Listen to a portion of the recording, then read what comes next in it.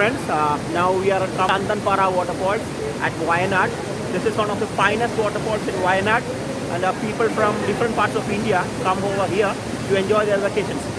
Normally in summer, winter season, the people are allowed to be here to enjoy their vacations, but in rainy season, people are restricted to be here because the amount of water is too high.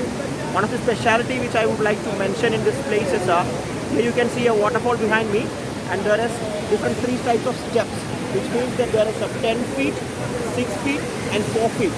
So you are also able to swim here, because normally the youngsters, when they choose the waterfalls, they prefer to swim.